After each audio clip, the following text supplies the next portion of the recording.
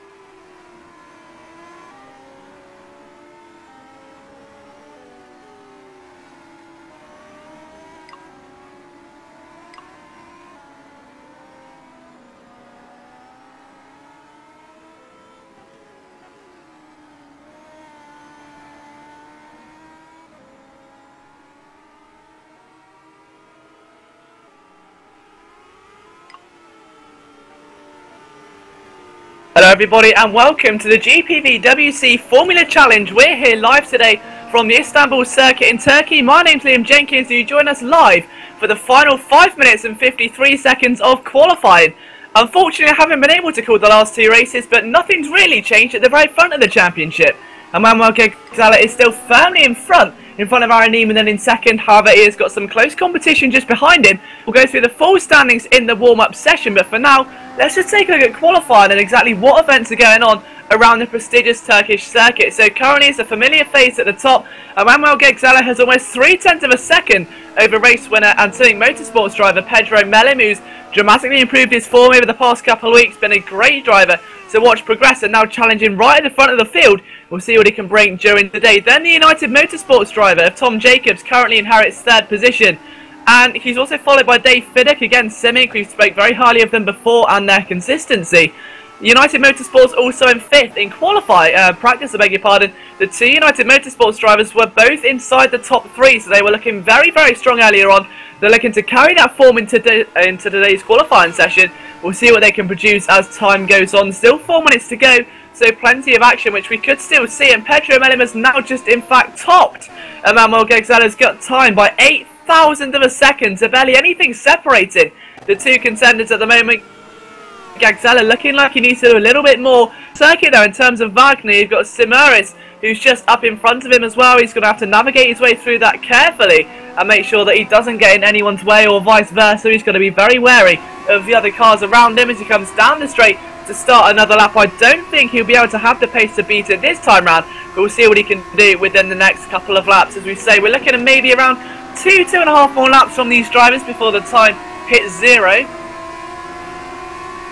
Oh, so now you can see Tapp has actually moved up to third position there for Tansganen Racing, so great effort for him so far. We'll see what he can do in the final couple of moments. He's actually up on the leader through sector 2. He's on a 1 minute 11 so far. He's got a healthy slipstream as well from the car of Schroeter. That's going to help him dramatically as he comes down this long back straight, and surely that's going to give him the much needed advantage he so desires. He's going to go into that final chicane at a sure advantage. We'll see what the overall time is, but this could well be an underdog story here today. We'll see what Tapper can do. Through the right hander, he's going to swing that car. Oh, he pits in. So he was quicker, but decided to pit in then. So now that is interesting. I thought he was up on the leader for a short while there. And taking a look at Gagzella as well, I believe he's currently also trying to fight back in his way for the race to pole position. He's not looking too bad at the moment at all. Also, a 111.7 through the second sector. No slipstream made for him this time though as they go through, as I believe that's Gary Lennon who's just moved himself up into P9. It is indeed for Team Roxall, just behind Adrian McNaughton in 8th. But let's keep an eye on Emmanuel Gagzella, our championship leader, as he chases B. Willis, that is Ben, not Bruce Willis, down into the chicane. So, couple of corners to go before the end of the lap. Question is, will this be enough to currently top Pedro Melim's time of a 1:38.304? That's the time he needs. Willis moves out of the way. Will this be enough? It's a 1:38.1 and 1/10 quicker at the moment. Almost as fast as you can blink your eye is what separates your two contenders at this stage. Gagzella safely navigates his way past Willis as well. Let's see what Melim can do in response. He's currently on a lap at the moment, going through sector 1. He's currently off a lap, so we'll be starting. He should have enough time to start one more run. The two United Motorsports drivers again looking strong in 4th and 5th. That's just been changed as McNaughton moves up to 5th. Any other shocks at the moment? We've got Ben Horrell there. He's joined for Infinity Esports alongside with John Hicken. James Kirk has joined the backmarker brigade as of late and is going to be trying to get himself inside the top 20. He's sitting on the other side of the commentary box. You're used to hearing him on various GPVWC broadcasts. He's now racing for backmarker brigade and just outside in 22nd at the moment. We'll see what he can do in the final minute and a half or so. Menno Klon, a man we're used to seeing strong performances from in the second race of the afternoon. He is currently just outside there in P25. Scott Cervic in 26th. Hollywood's rounding out your top 30 at the moment. Still 1/10 of a second separate Gagzella and Melim in the final minute and a half. We'll see what Gagzella can do.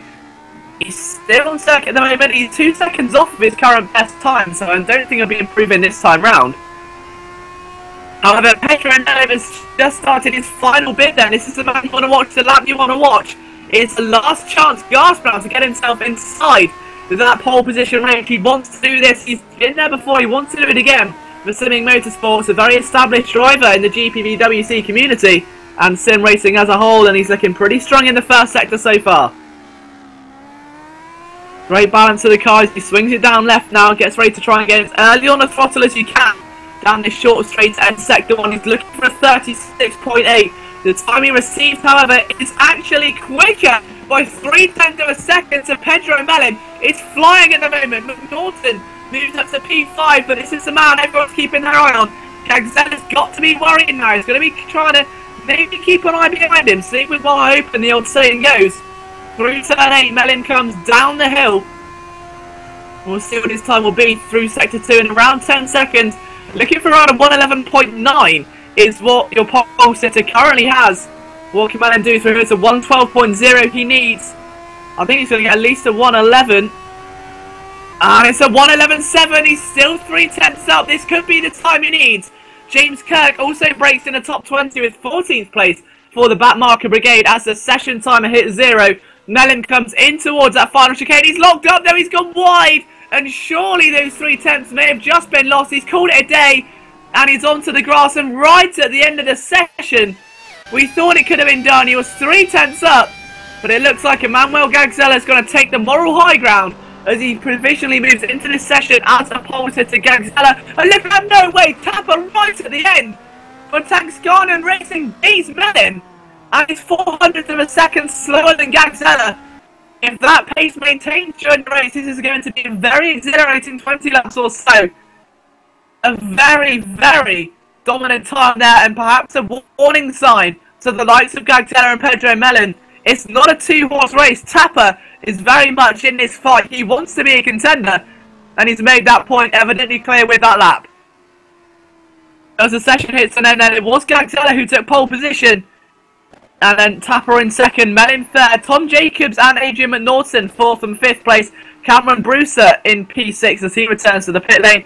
Dave Fiddick for the other Simming cars in P7 in front of John McLean in 8th place. Mikko Yakinen is up into P9, and rounding out your top 10 for Team Roxel is Gary Lennon. William Neron rounds out to P11. 12th is Hansko Mebius. Good lap there from Ben Warren in 13th. Kirk finishing 14th as he crosses the line now. I don't believe he's on a lap. 15th was Kevin Westphal for Logix, and unusually quite low there for Logix. We've just seen them fighting for the top 10s. 16th was John Hicken. He's still out on the circuit as well. We'll see what his progress is making. I don't think that's going to be a lap at all. 17th, Wilkie Hoekstra for Optimum as he pulls over to the side. 18th, Mike Schroten. 19th, Paul Joseph.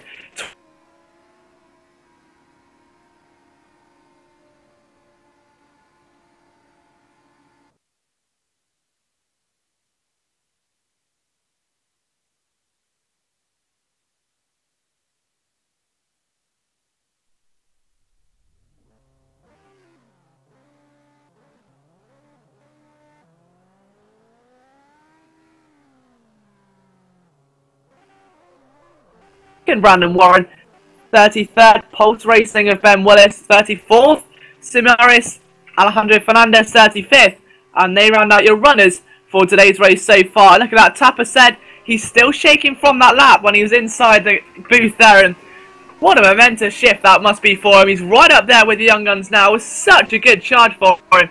We'll see what he can do during this race. We've still got a little bit of time. We've got the warm-up session before we go into the race, but Tapper, as we said, could well be the underdog in this session.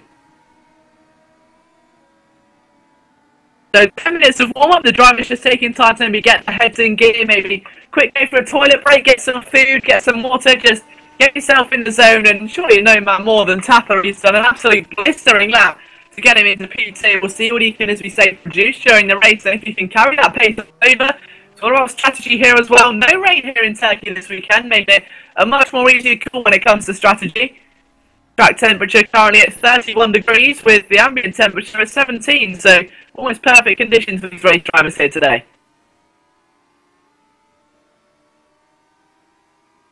Interestingly, the three drivers entering out onto the circuit, one man who is his third place man and relegated off the front row due to Tapper's lap, and that's Pedro Mellin.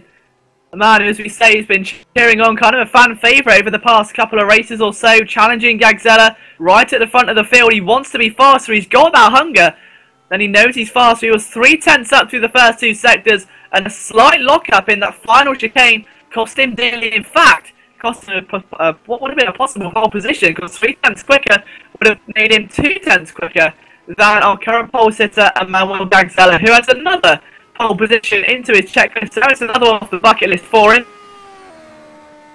and we'll see what he can do when it comes to the race. We'll be looking to add another trophy in that ever-expanding cabinet of his. He must have had to upgrade a couple of times, and now he's taken home many trophies this season, all with the view of trying to take home that one big trophy at the end of the year.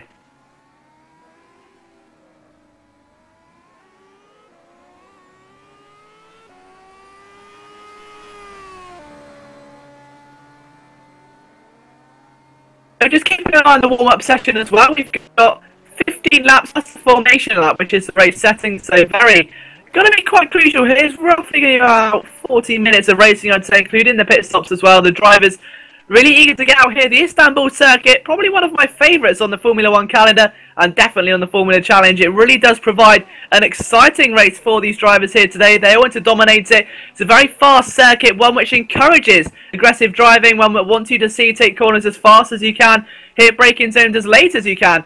But it also kind of challenges you to not lock your brakes, something we saw Pedro do in qualifying. We've seen many other drivers achieve that feat as well. It's a very easy thing to do around this circuit, but it's one that drivers often love. It's so fast, so flowing, plenty of overtaking opportunities, plenty of excitement and battles going to be surely awaiting us as we go into the race.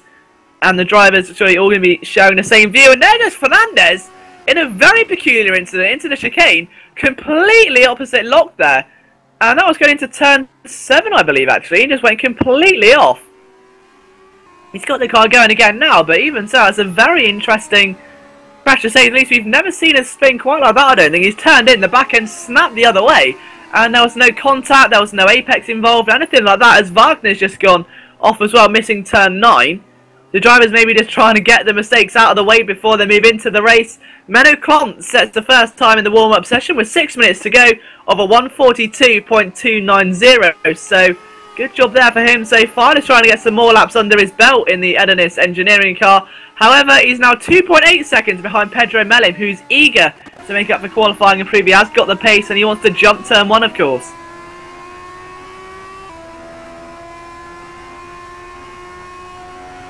The inside line, of course, at the Turkish Grand Prix, a favoured one for the drivers as they head into that downward slope of turn 1 and very tight apex if you start on the inside line, and Melim will be very aware of that. He'll want to try and jump Gagzele, he'll want to try and overtake Dapper as soon as they go right round the outside, and that is exactly going to be the thought process there. Question is, how do you be patient? Do you challenge a circuit which encourages overtaking, or do you just bide your time and hopefully let your strategy pan out? There's only one way to find out, and that is just to watch the final 5 minutes of the warm-up session before we head into the 15-lap race.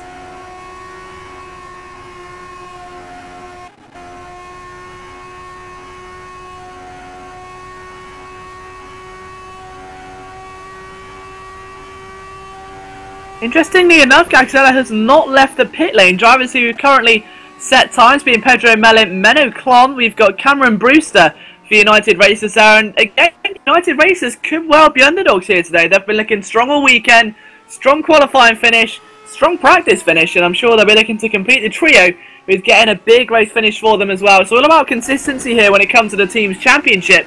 So whilst we've got 5 minutes and talking of the team's championship, let's just take a quick recap on where the teams stand at the moment. Storm currently leading the way on a massive 380 points, and they're closely followed by Semink on 292, their nearest competitor. They're 88 behind, with total behind there of Kahala Racing, they're on 219 behind, on a total of 161.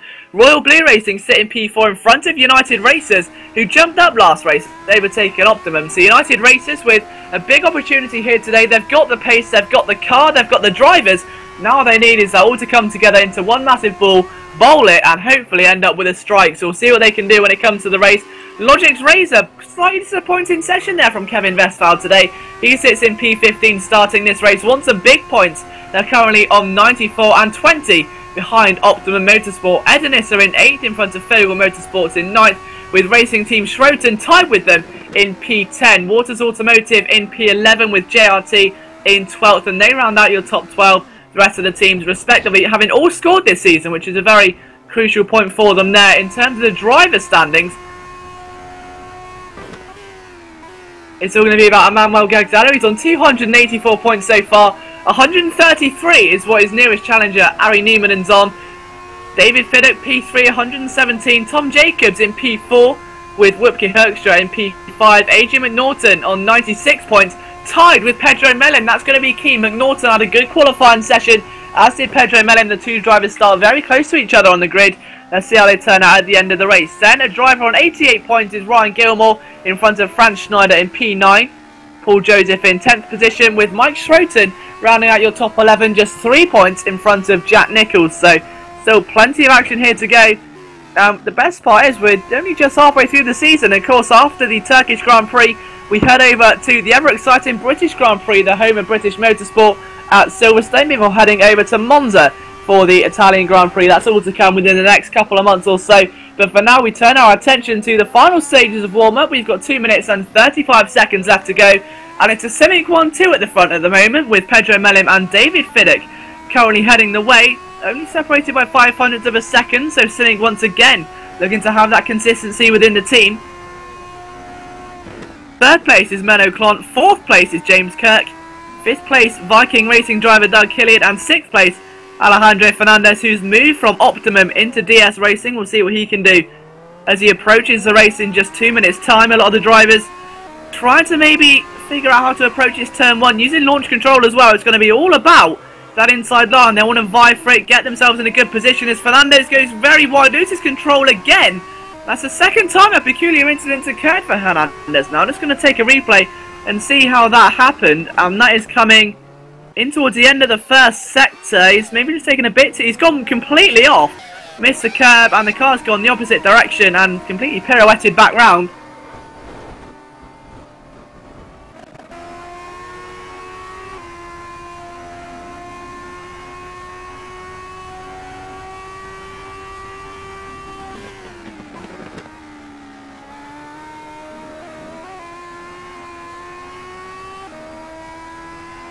You can see there Cameron Brewster perhaps trying to practice his race starts there. He's looking pretty strong there at the moment in P3 for United Motorsports. But his car stopped there. We're just seeing what he can do. Just making sure you get used to the launch control. It's going to be very crucial for these drivers. Many of them participate in many other sim leagues as well. They want to try and make sure they get used to these cars, how they start, and make sure they don't bog down. It's all just down to them now. The final minute of warm-up is about to get underway. It's all of time for these drivers to get their heads in zone. We've only got 7 drivers who've actually set lap times here today, with Pedro Melim setting the most laps of a total of 5 in this session thus far. Other drivers have ventured out 4 laps for Ben Horrell, none of them however culminating into a lap time. Sean Stroud also doing 3 laps there for the backmarker brigade, who's currently turned his car into a Formula Ford, as he has no front or rear wing, just trying to nurse it around the circuit at the moment in the final 20 seconds. Now as the final race preparations getting underway, tension's about to rise here as we get ready for the formation lap at Istanbul Park. Menno Klon also trying to practice his race starts, as that's on the descent after turn 8, I believe. 4 seconds left to go and the drivers done all they can. It's all just up now to the next 15 laps to decide how they get in the championship. Qualifying sessions do not win you a championship. Non-essential personnel leave the grid now. As I was saying, qualifying sessions do not win you a championship. However, they do provide you with a very good starting opportunity to try and contribute to one. Emmanuel Gegzala having the best one. Papa, again, the underdog, we've spoken about him before, with Melim just behind in 3rd. Jacobs in P4 could be an underdog also. 5th place McNaughton. McNaughton, who's very close to Melim in the standings, needs a good result here today. And the drivers just getting ready to make sure their tyres and engines all up to optimum temperatures as they navigate their way around the Istanbul circuit.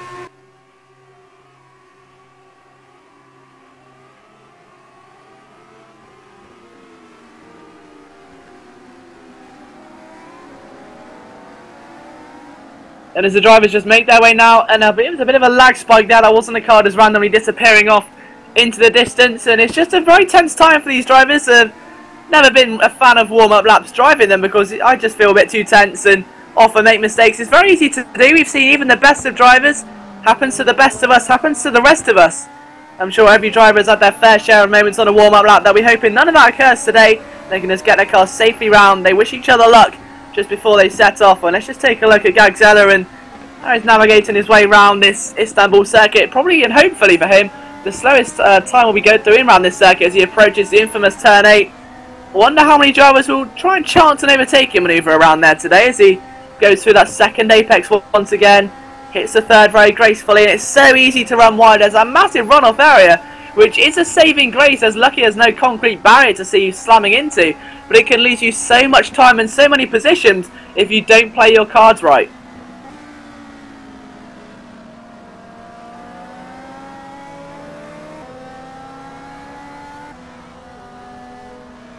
Ansco Mebius, P11, P10 now is William Neer on 9th place, Mikko Jakinen.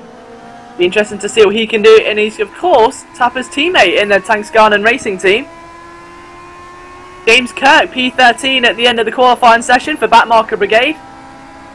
Ben Warren for Multi21 in P12, with John Hicken there just behind, maybe supporting, and the first of the Infinity cars in 16th position in front of the Optimum Sim Racing driver of Werpke Herkstra. And now Gagzella's going to put his way onto the pit straight then. It's all or nothing now. He starts on the inside, so very close to that inside barrier. But we're hoping he can escape that tight apex in the lead of this race. He'll be under fierce competition.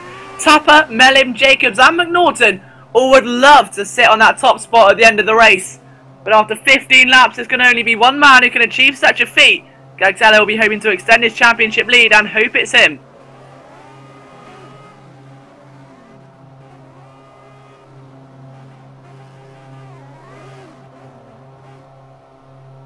And just take a look at Pedro Melim's car now. She's lined up and just watching all the drivers push their way into the slots. Melim is at an angle. He's perfectly entitled to do so. He's looking to try and get out round the outside and perhaps make a move quick as soon as he can. Swoop it round the outside. It's much easier to do. You'll carry a lot more speed round there. We'll see if he can push off as now you wait the arrival of the red lights. We've got 2, we've got 3, we've got 4. We wait the 5th now. The engines rev up. And we're away in Istanbul. Melim immediately moves to the outside. Gagzello seeming to have a perfect launch off the line. Melim's bogged down completely. Jenkins is up to 3rd, so a great run there. Tapper tucks in 2nd. 4th is McNaughton. Melim's behind his teammate now. A very crucial error there for Pedro Melim. He's down in P7 after starting this race in P3. He'll be aiming for much more as the race goes on. The rest of the field circulating their way around this opening section of the circuit. And there goes Dave Simmons in P21 trying to make a late dive there on Schroeter. It came to no avail as the rest of the field push their way through. They're all through safely, I believe, as they make their way around the first sector. Gagzella still leads from Tapper just behind at the moment. Third place is Tom Jacobs in the United Racers team, so their race is looking ever stronger as they approach turn 8 through now. The rest of the field, such a beautiful sight seeing them all push through. McNaughton now is P4, Fiddick there P5, Brewster in 6th place, and look at that, Brewster now under assault from Pedro Melim. Melim knows he's got the pace, and it was said it was so important to not bog down off the start. That's why they practice their race starts. Pedro Melim has fallen victim to it as the drivers push their way now in towards the final chicane. And look at that, that's going to be Tapper trying to open up. Indeed, it is going to go round the outside of Gagzella. Feels he's got enough momentum. He's actually in front, but Gagzella's going to hold that inside line, forcing Tapper around the outside. He'll be on the inside line for the second part though, and now switch sides once again. Gagzella has played his cards right and avoided a Tapper attack who's got more speed. Around the outside, he's going to try and swoop it into turn 1. They cross the line just 100th of a second apart. Jacobs goes to make it 3 wide into turn 1 for the lead. Gagzella backs out and Dapper, the man who took second place to make it part of the underdog here, is in the lead. Jacobs moves into P2. McNaughton comes with some rear gunner support, but it could be too little too late. Dapper could well be the underdog of the day here. Jacobs going to pressure in. Gagzella goes a bit too deep there, trying to perhaps fend off a McNaughton attack. They've got to be very careful here. You've of course got Dave Fiddick just behind of Simic. Pedro Melim following closely, waiting to pick up an error. The front 7 cars separated by no less than just 5 seconds at the moment. And now Fiddick on the inside of McNaughton as they approach turn 8. He tries to leave as much room as possible and then ducks back in. A very sensible choice as they slipstream through here. You don't want to carry too much air to the air. The last thing you're going to do, of course, is come out wide. But as the rest of the field power their way through, Simmons on the inside of Vehebius, who's got that corner all wrong.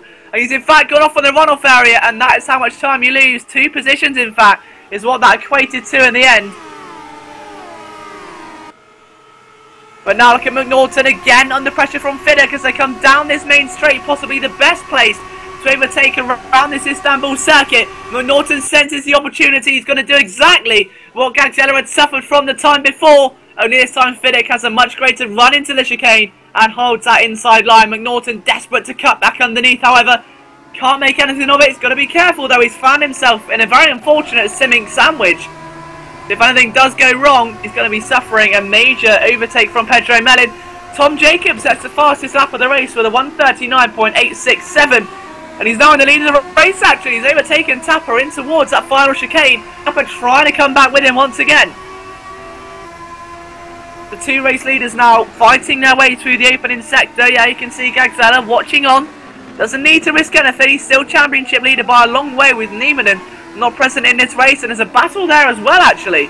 That's Saab here in P12 battling, which I believe to be his teammate. So both Mazurek racing cars with Royal Blue just behind. So 3 blue cars there, one of them only Royal Blue. And that being Paul Joseph, who's just trying to maybe watch his step as the 2 teammates do battle, wait to pick up the pieces, and put together a lovely jigsaw. McLean up the inside of Sarpia, to no avail. Sarpia retains it for just a bit longer, but McLean will power through on the inside, and a good move there nonetheless. Back to the lead though, Jacobs still coming under pressure now from Tapper. Let's just take it right on board with Tapper and see what he's experiencing at the moment. Going in towards that long straight again. He's got such a nice slipstream through here. Jacobs is very vulnerable to an attack. Where will he position his car? Does he move to the inside? No, he stays on the outside, realising he'll be in a much better position in just a few corners' time. Tapper brakes late, careful not to lob the brakes. He's played that perfectly, and he's got the move done before Jacobs can even react. A great sense of overtaking there from Tapper, and a really mature move as well. Nothing Jacobs could do. Gagzella's fallen back a bit there. Tapper sets the fastest lap of the race with a 1:39.2. That was 4/10 quicker than the previous time set by Tom Jacobs. Dave Fiddick there, currently P5, his teammate up to P6 now, Pedro Mellon. After overtaking Yakonen in P7, Ben Warren up to 8th, so a good run for him so far. He finds himself in front of Gary Lennon and Mike Schroten. William Neron fighting away there with John McLean over P11 and P12. McLean trying to come up the inside now. As they reach the top of the hill, he's actually broken away from that battle with his teammate. He's now kind of been left to his own devices there. Sarpia, Joseph and company. But back to the front of the field, Dapper's pulled out quite a bit of a gap there. Mellon and McNaughton also getting a bit feisty as they reach turn 8. Found out there that Jacobs has gone wide and he's just trying to maybe push too hard at this early stage. Only 3 laps into the race, you've got plenty of time to make up for mistakes, but you don't want to be making many of them. That's the only thing, and as the field stream downhill now. Let's keep an eye on what Pedro Mellon's doing. He's gone up the inside of McNaughton. McNaughton carrying much more back, and they've collided. Norton goes off into the barriers, and he's lost his rear wing. He's hobbling around the circuit right now. As he tried, oh, he's lost the front wing as well, and it's all gone pear-shaped for the other Storm Racing driver, who are the constructors' leaders at this early stage. What has happened to Adrian McNaughton? He's trying to get back onto the circuit. Dave Simmons, and then both of the Infinity cars about to approach him. Horrell and Hicken both dueling away at the moment. Horrell's kind of darted out to the outside there as they come down that straight, trying to get into the slipstream a bit too early perhaps. Now moves to the inside for a move on his teammate. Always exciting at this stage. Watch out for the McNaughton car. The cars get through it just okay. Despite a major lockup from Wagner, the end of the next lap. Battle there into turn 1. That is Mike Schroten, and that is also Ben Warren for P8 there. Warren getting the better of Schroten this time round, but Gary Lennon pushing his way through and trying to catch Yakonen. Now, was Mellon in the wrong for that move? I guess that will be a decision for the stewards to make after the race. However, one thing's clear, Mellon is now trying to rig and support his teammate. Mellon 5th, his teammate in 4th, 3rd place. At the moment is also Gagzella, who started his race on pole position. 3/10 behind our race leader. And where he started in the race apparently is Tapper and just behind you've got, or just in front of, beg your pardon, you've got Tom Jacobs. And I did say before the race, United could very well be the underdogs here today. They're proving to be just that, as they lead the race at this early stage. Almost hit 30% race distance, and Tom Jacobs is looking very secure. His teammate, however, his race hasn't gone exactly to plan. Trying to find out exactly where he is. Cameron Brewster, 32nd position, almost a lap down on his teammate at this early stage. Just not where he wants to be, and hopefully he can try and pull that back a bit later on. Oh, Jenkins has spun, just picked up on that. Finnick's gone right round. Almost careful to catch Mellon. Westphal's gone through as well. Yakonen's gone through. Jacobs is lucky to rejoin the circuit. Taking a replay of what happened here, and he's substantial to a move for. Oh, what he said, he's just gone deep. He's got the back end's kicked out, and Tapper, did he make contact? No, he didn't. He was lucky to avoid contact there. As Jacobs gets to the inside of the circuit, gets the car going again. And I may have put a commentator's curse on that one now, because he's all the way down the field. Oh, and he spun again in turn 1. And Gary Lennon almost collided with him. Jacobs has to get off the circuit. He's down in P11. And 12th, 13th now. He's going to try and get going again. There's the royal blue car just past him. And there is the other car, Sarpia. Fort Mazurek Racing is about to try and pass him. But this does mean that, by a weird scenario here, that Tapper's back in the front of the field again. 2 seconds clear of our pole sitter Gagzella. 3 seconds clear of simming driver Dave Fiddick, and a whopping 13 seconds clear of the man in 6th place, Gary Lennon. So Tapper's got it all to play with. It's his race to try and control now and dictate the pace off. But there is some intense battling going on in that midfield right now. Schroten, Warren and William Neron all very close together. A bit further down the field, the 2 Infinity teammates. of Hicken and Horrell. Still quabbling away there with Hicken currently getting the better over his teammate. Woods, Wagner, James Kirk making an appearance there just inside the top 20 at the moment after a good qualifying session. He's dropped down a fair few positions, but nonetheless he'll be very happy with his results so far. And 2 seconds away is Gagzella. Now, this is the gap you want to watch. We'll compare lap times as they come across the start-finish line this time round. You want to see how hard Gagzella can push now. He's got a bit of clean air. Tapper crosses the line. The gap's down a further 0.2 of a second. So it's a 1:39.7 there for Tapper. And for Gagzella, it was a 1:39.4. So 0.3 quicker that time than Dewey Tapper. And it's got to be said that Gagzella is chin. We've been known to be aware of the presence he can enforce on others when he's around this circuit. Very pacey, very intensive battler. I'm sure you're going to see much of the same here today. But take a look at this P6 battle now. And then McLean, Schroten, Warren. You've got just Neron. And that's actually Paul Joseph and Menno Klont, who aren't too far adrift of this either now. It's all getting very close indeed as McLean's coming under pressure. Got to be careful. Lennon's got a bit of a train behind him now. Almost like the Lennon Limbo train. You've got 4 or 5 cars all trying to jostle their way through. And they ideally have to wait a few more corners.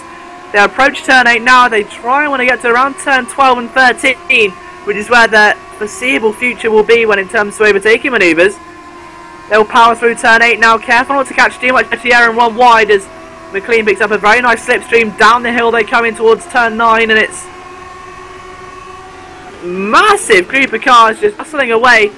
Bit of a lock up there from Gary Lennon. McLean pulls alongside. He may catch a bit of the grass. He doesn't know. It's allowed Schroten to pull alongside. He'll catch a delightful side draft there from McLean. And now try and force his way through Gary Lennon. And he tries to go to the inside. Where will McLean go? He's also trying to use perhaps Gary Lennon as a slipstream as an scapegoat. And that fancies his chance on Gary Lennon. Up the inside, a bit of banging and tapping goes ahead, but Lennon loses the position 1. Will he lose it to Schroten as well? Warren as well, waiting to pick up the pieces. Tapper set the fastest lap that time, but not by much. That gap remains at the lead by 2.8 seconds as we approach half race distance here at Istanbul of race 1. We've still got that all-important race 2 today as well. Schroten up the inside of Lennon. It's a very daring manoeuvre there. He's still side by side. Lennon reluctant to give away just yet in that Roxall Racing team. Schroten trying to go round the inside now. Very careful not to make an error. And Warren trying to go down the inside. Bit of a lock-up. And it's all getting very leery back there. Menno Klont trying to attack William Neron as well. Tom Jenkins pushing his way back through the field actually there. I believe he's back in P13. That's very unusual for him. So he's pushed that far already with that new front wing and rear wing. So he's obviously kind of recovered from his spin. He's got himself back on track again.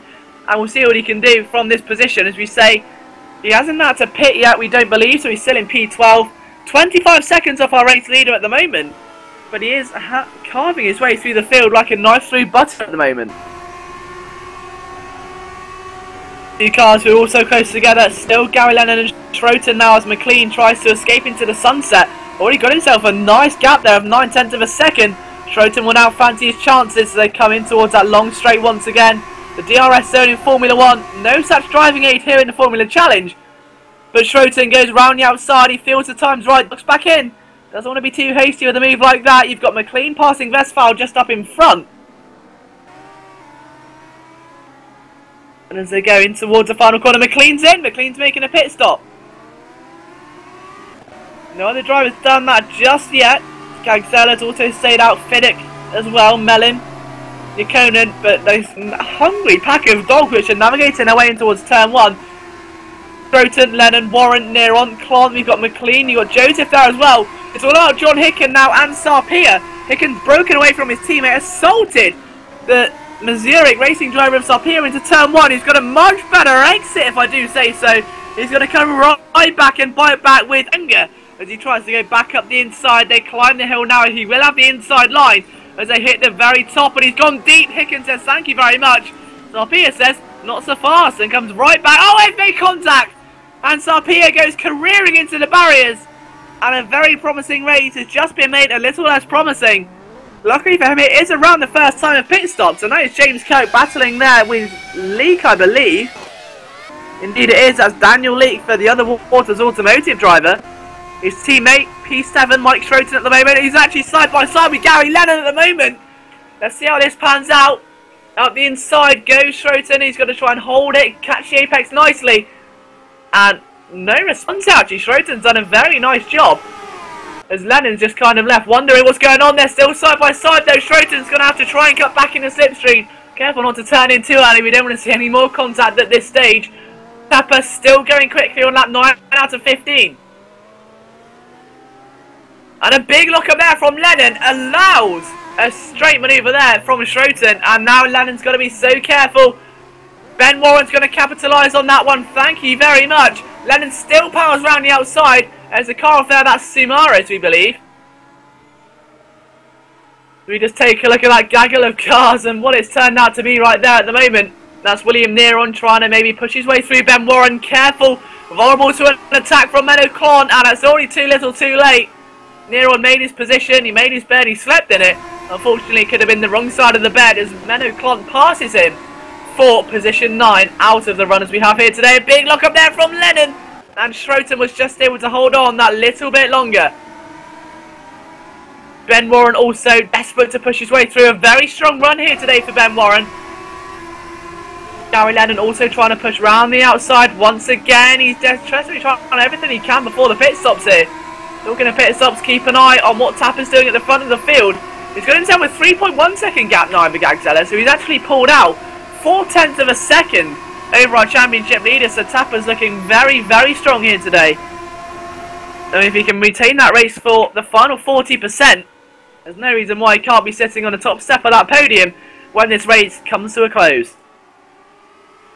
As for these guys who are battling over P6, you've got to wonder just who will be on the top, as right now Schroten again vulnerable to attack as they go through the right-hander. Lennon opens up to the outside line. Warren also near it also. It could be 3 wide as they come down there. Indeed we are. They're vying away for position. Klon on the inside of Warren. Neron round the outside. Warren gets absolutely swarmed. There's nowhere for him to go. He's trying to fight back round the outside. They're reluctant to give him position. He comes right back up the inside to try and take it. Can't quite take one. Can't quite take the second. And he unfortunately just got swarmed. There was too much cars for him to try and push his way through. Menno Klon and William Neron both take the position with Tom Jacobs. Oh, Tom Jacobs! He's in P11. He's made one drastic move through the field. He's caught right up to this battle. This will be key then. He's the sole remaining United Racers car in the big points at the moment, with a chance of scoring a potential top 10. And there you can see Neron once again going side by side there with Klon. Warren watching on very carefully as the two still side by side as they come down the hill at the moment. Klon on the inside of Neron. He's going to try and swoop it right round. He was left too late. He's gone wide. He's gone very wide there. And Warren just going to swoop in and goes, thank you very much. He'll take that one and try and get back there side by side through turn 8. This is what we are wanting to see all race. And Warren's still not going to have the traction he needs. Jacobs the opportunist. Warren almost shut the door in front, and off goes Neron. And it's just one event after another. A chain reaction of events has just occurred. Warren goes up the inside, a late move there, and he's taken Neron. He's caught William off guard, and he's taken that position. A good move there by the now position 9 promoted Ben Warren. P10 William Neron, 11 Joseph, and 12th Jacobs. Jacobs now attacks Joseph up the inside. Warren also, and he's doing a very good job there at retaining that position into the final corners. We've seen many drivers lose that thus far. Gagzella has not pitted in yet, as has Tapper. Both Cynic drivers now effectively just trying to support each other towards the end of this one. Melim is taking the reign of the team at the moment. He's just got himself perhaps 0.4 of a second now over Dave Fiddick. We've got still side by side there Lennon and Schroten again. When will this battle ever see to an end? 73% race distance is complete, and Schroten trying to come round the outside this time. And he's made it. It's a great move there for Schroten. They've broken away from the hungry pack of wolves behind Neron Warren. So Neron's got back in front of Ben Warren. Tom Jacobs still following suit. They're actually rejoined now by the Royal Blue Racing driver. You just see him there watching in the distance, waiting for the move to perhaps come to him. And that's Paul Joseph, who we were talking of just then. as they approach turn 8 once again. With 4 laps to go, and it's just going to be wondering, are the other drivers going to make a pit stop here today?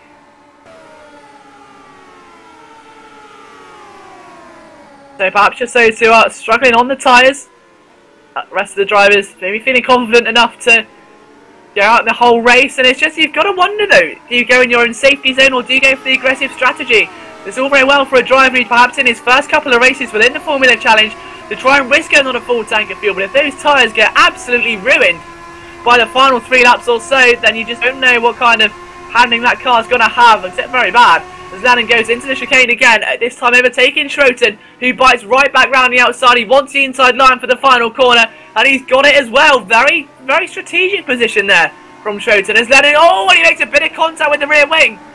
And there's also contact a bit further down the field. I was wondering if that's a lap car there, actually. Yeah, it definitely was. Now, that's not what we like to see.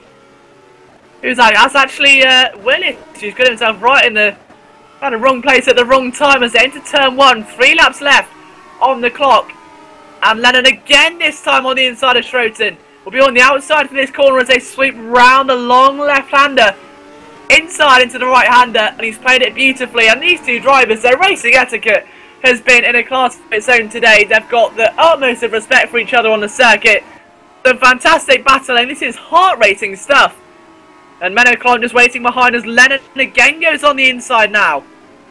And they're so close to each other, and yet no contact has been made despite the odd push or shove. Lennon trying to get a bit of momentum around turn 8. That's going to punish him. And through goes Menoclon. He's off again, and that's exactly what I was talking about. And now it's come round to bite him in the rear end, I beg your pardon. As William Neron and Tom Jenkins try and push their way through. Trying to go round the outside now. Neron just about does it. Jacobs, however, his move was not so successful. Up on the rear wing of Gary Lennon, just trying to look to the inside, and he just hasn't quite got enough yet. But he wants it badly, though. You can tell he wants to get himself at least inside the top 5. Gagzella now 7 seconds behind, and Jacobs trying to go for a perhaps move on Neron. Got to be careful not to hit the rear wing. I think there was a bit of mild contact there. Gary Lennon on the inside, Joe trying to get the counter-attack going. He's done it well. Jacobs just left scratching his head with that one. I've got DNF. John McLean's out. John McLean from Majoric Racing is retired. So let's just try and see if we can get a replay. So what's happened here? Is that just a lag issue? I think it might be. I believe that may have been a lag issue there for the Majoric Racing driver. Very unfortunate circumstances, as we only have a couple of laps left to go.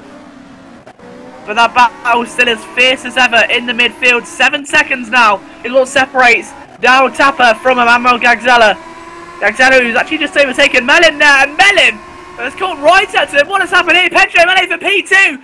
This is what you want to see. Mellin has been saying all night he wants to be faster than Gagzella. He couldn't get pole position, but he has got a chance to pip him at the last hurdle right now.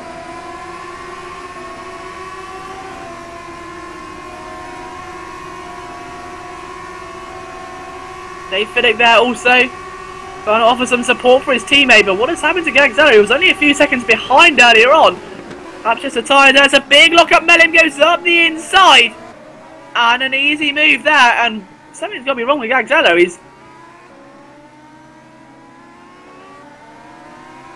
His lap time's very slow. I believe he has got some damage to the car. He's just trying to nurse it home perhaps. He's actually lost places to both Semming drivers, so in terms of the actual championship standings, not looking too good in the constructors. Mellin gets exactly what he wants, and with a healthy teammate there to beat Gagzella as well. Now the interesting thing is, if he's carrying damage, Ykkönen is not that far away. He's only 6 seconds, but in the last half a lap or so, is it going to be enough?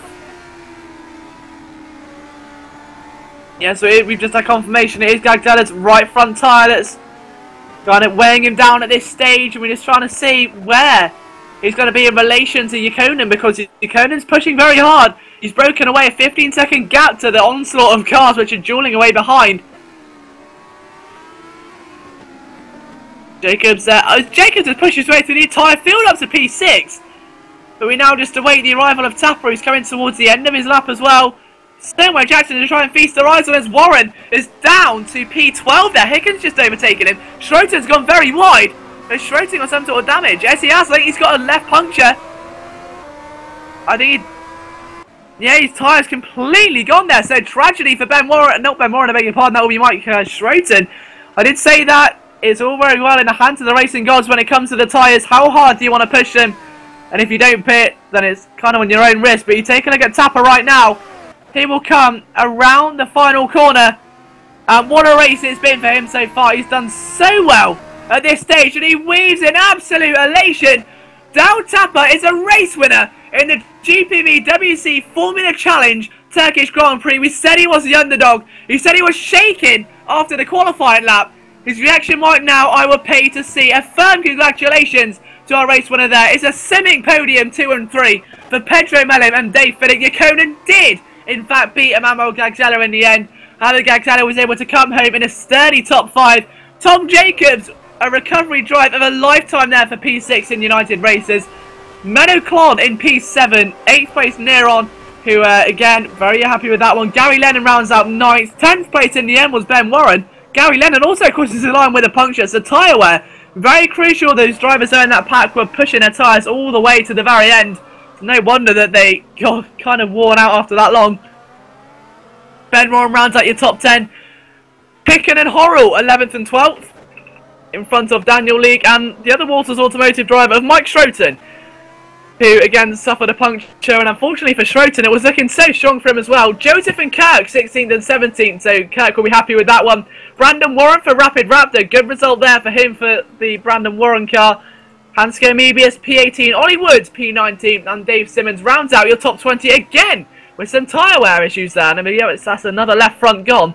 His left front's really taking a hiding here today, so it'll be interesting to hear from the drivers after this and perhaps a post-race interview what they feel with the tyres and if it made a difference to the very end. Will they risk it again? Who knows? But Mike Bell 21st, Wupke Herkstra for Optimum Sim Racing 22nd, Mazurek Racing driver Riku was Riku Sapir, that is, in 23rd.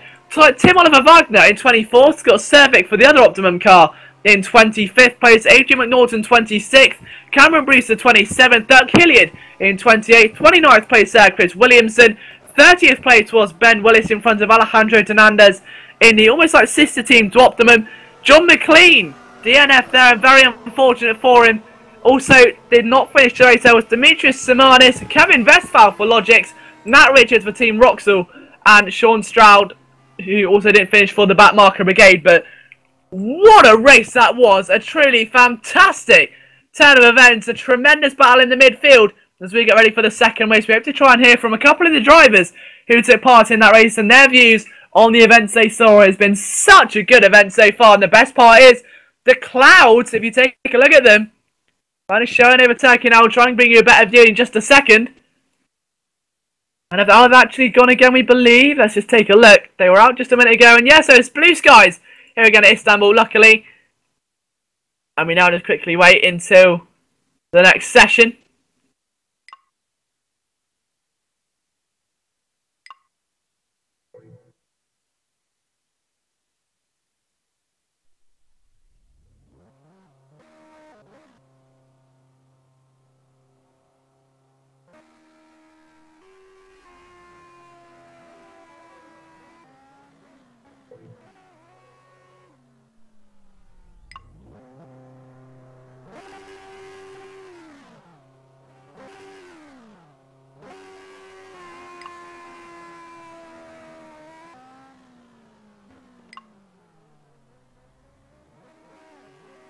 Having some technical difficulties at the moment. Apologies for this. My R factor appears to have frozen. Just trying to sort this out 1 second.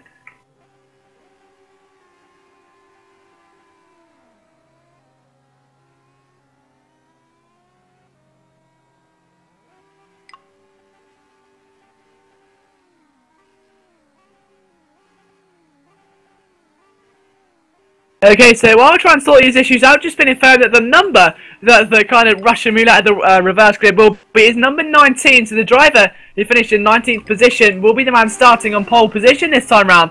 So we'll be very lucky indeed. I'll be able to find out who that is again once my R factor unfreezes itself. I may have to, unfortunately, try and rejoin the game.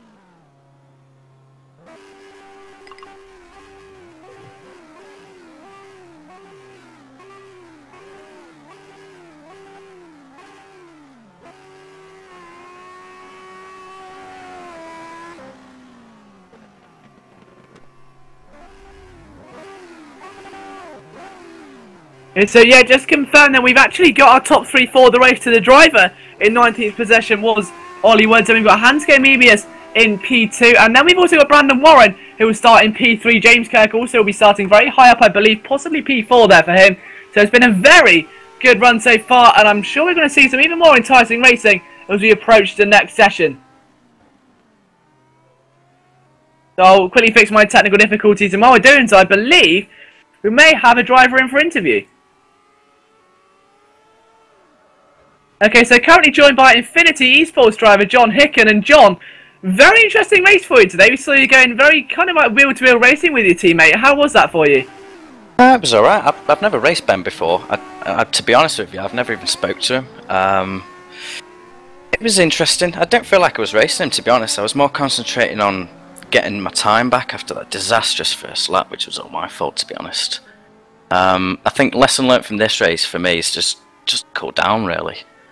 I'm a bit racy sometimes, and it gets me into some situations that I shouldn't really be in, to be honest. And just talk us through the events of that first lap, just kind of what happened there, because there was a little bit of kind of bumping and gagging around. So just talk us through your point of view of what exactly happened. I remember I got a really good start. I must have gained about 3 or 4 places just off the start line. And then through turn... must have been about turn 4, I think. I got right behind, I can't remember who it was, blue car, that's all I remember. And I was, you know, I had a bit of straight line speed on him, so I thought, you know, I might be able to get him into the first corner, but looking at it, looking at it at the time, there was no way I was going to get my car through there, so it was completely my fault. And after that, it was just outlapping, really, trying to get time back. Again, it was a very weird incident, hopefully that you can, as you say, try and just pick up that momentum, what you've earned here today, and go into race 2. And of course, it's still your debut season here in the Formula Challenge, and it's been a very kind of ups and downs first half of the season for you. So you're getting into the second half of the season now, especially the second race. Just what are your motivations for the rest of the season? Yeah, I agree with you there. It has been very topsy-turvy. It seems I have one good race, one bad race. But with the rest of the season, my aim is just to keep it more consistent and just keep it smooth and just keep on the point scores, really. That's my main aim. I'm never going to be racing with Gagzella. I just ain't got the pace for that. But to get as much points as possible and to do as best as I possibly can, that's the aim. And just stop the silly incidents like it raced today. I noticed as well I think people's tyres were sort of going off. People were getting punctures left, right and centre. Yeah. Was that due to tyre wear, or were there incidents going on, do you know? It was just down to tyre wear. I think a lot of drivers were kind of not making the pit stops and trying to go like the whole race on one tank of fuel. So very interesting to see, especially when they crossed the line. I think 3 or 4 drivers did have a front left puncture.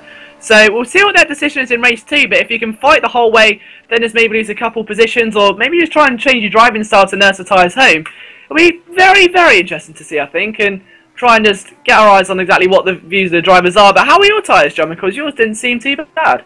Mine were fine. I think with the mod's a bit strange for me. I find that the best grip is when the tyres are just going from yellow to red. I don't know why that is, but to me that's the sweet spot. So I could just keep driving on there until they pop, to be honest with you. No trouble like that for me at all. Okay, well, many thanks for joining you, John, and I'm sure we'll hear from you at the end of the second race today. So you've got 4 minutes of warm-up left, so we'll let you go and get back in your state ready for the start of the second race. Okay, cool. You know I love talking to you guys. I'll see you later. See you in a bit, and best of luck to you. See.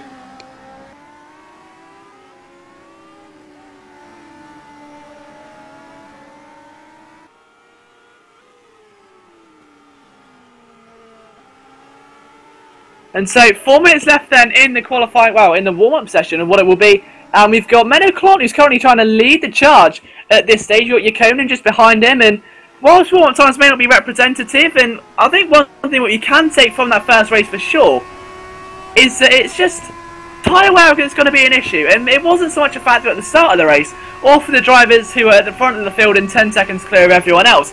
But the drivers who are pushing their tyres, guys like Mike Schroten, guys like Gary Lennon, who are pushing their tyres right till the very end, just did suffer. They crossed the line with the same symptoms. They have that left side of the car did have a puncture, and that's just due to the heavy braking, the locking up, the push into the tyres, and that did make some very key results there, and results which could very well dictate their future championship bids, if you will, to try and get themselves inside that top 10, fight for the constructors' points, because if you push your tyres too hard, now they know the consequence. Will they change their driving style? Who knows? 3 minutes left of warm-up, and we will find out the answer very soon.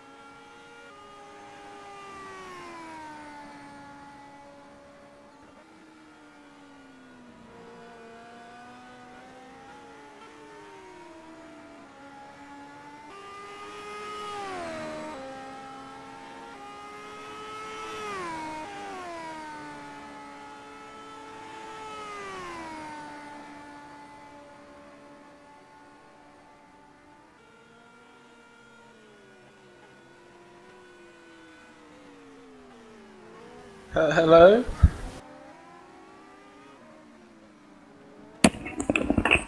Okay, so we've just got the final minute and a half of warm-up left then. And let's try to take a look at what's happening through the field. They can see Klontz just doing a very nice job at the moment, trying to just post some solid laps, I think, get used to what the car's running in. He was maybe in a bit of intense battling earlier on. You can see him now practicing his race starts. Which again, a very crucial point we saw. Perhaps a consequence of not doing your practice starts or just not getting the start right, and that's exactly what happened to Pedro Melim last race. He did, however, recover to a very good second position by a very odd set of occurrences, a very weird series of events. Again, he pushed hard, he was faster than Gagzella. Gagzella did have a problem with his tyres, we believe, at the end, and it was a Simic 2 and 3, so Simic again going to be looking strong here today. They'll start, however, right at the back, well, in the midfield at least. We'll see what they can produce. From there, we've also been known before, they're quite good runners when it comes to the second race. We all know what they're capable of. They're usually good at trying to get those top 15, get those top 10 cars. But it's all just going to come down to who wants it most, and potentially who can run off the line and pole position. We've seen here before at Turkey, if you can get into clean air, then it can be plain sailing for you, just like it was with our race winner Dapper earlier on. He did a splendid job of pulling away from Gagzella once he was in clean air. There was no looking back. He extended the gap to over 8 seconds before Gagzella lost his tyres, and then afterwards it was somewhere way over 20, so a great run there for him. It just goes to show, if you can get yourself in clean air, then there's no stopping you as we get ready to move to the race session.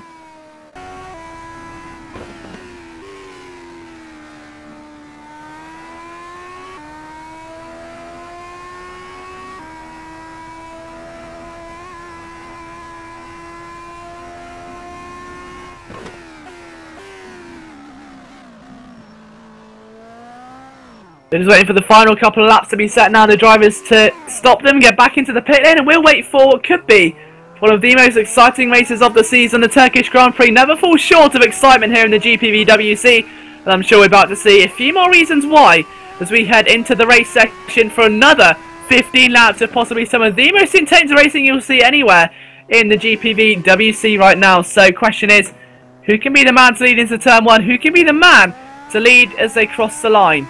Will it be Gagzella? We've seen him do it before. He's come right from the back of the field and pushed himself to the very front. Could he do that again?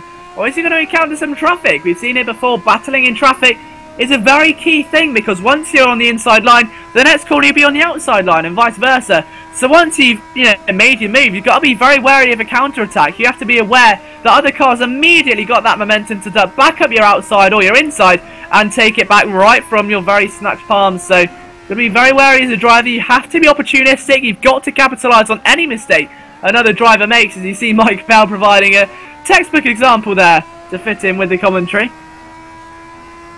However, he is the fastest man in this session so far, a 1 minute 40.861. Definitely not lacking in pace when it comes to warm-up. If he can carry that sort of pace into the race session, well, we just don't know. He's done a nice job so far.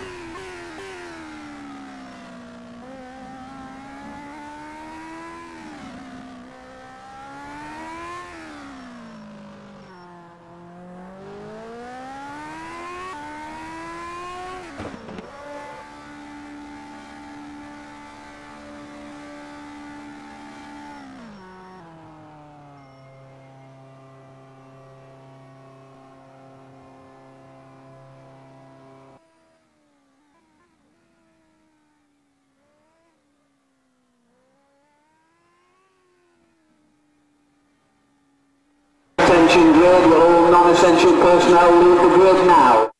So there can see then, in the wise words of the R-Factor announcer, this race about to get underway, and it's Ollie Woods who will sit on pole position. The question is, will he finish there? Will he be attacked by Mebius into turn 2? Will perhaps Brandon Warren be a factor? Will James Kirk be able to bring home some big points on one of his very first race GPVWC races without being behind the microphone? So you're used to seeing him in voicing over the World Sports Series and a few other broadcasts here and there.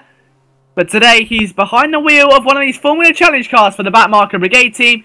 He starts the race on the second row of the grid. I really do hope that Ollie gets rid of this Woods curse that he's got. I mean, he might not even make it to turn 1, so I'm praying he gets there. Yeah, I think Ollie's just become one of those fan favourites, isn't he? He's one of the nice guys around the paddock, and everyone respects him, everyone loves him, and it's just great to see him now. He's got a great chance to pull away and hopefully get some points, as you say, get rid of that curse. And, you know, once a driver breaks that, the rest of the results just seem to follow, don't they? Kind of snowball and you get more consistent and more confident with the car. I think they do. I mean, you get sometimes a run of bad results and that can just destroy motivation, but I've always found the best way to get rid of that is just keep testing and hopefully just one day you'll break it, but you never know. I was never able to. Oh. As we go in towards turn 8, and there you can see Ansgar Mebius' brightly coloured car. There, you can't really miss that one, no matter where you travel in the world, so it'll be very easy to spot him in the broadcast. So we'll be starting alongside Ollie Woods today and hoping to maybe try and leapfrog him into turn 1. There you've got the Backmarker Brigade car who sits just alongside Brandon Warren. And Brandon, of course, a race winner here in the GPVWC. He knows what it's like to... Oh, no, he's not, I beg your pardon. I believe that is... Oh, it's completely escaped me now. The Touring Pro Series other candidate I was thinking of. And as they're going towards the final few corners now, this has been one of the key overtaking opportunities, but also a key corner where drivers lock up. And that's been very crucial to the outcome of this race. Gary Lennon, Mike Schroten, a few culprits to just whose tyres this corner really is challenged and pushed to the limits. And we'll see what we can do today. Of course, completely new contenders who are vying for those midfield positions now. Guys like perhaps our championship leader Emmanuel Gagzella, the two Simic drivers, McNaughton maybe. All those drivers who are very high in the standings going to be vying for every single piece of tarmac they can find in this next 15 lap sprint race.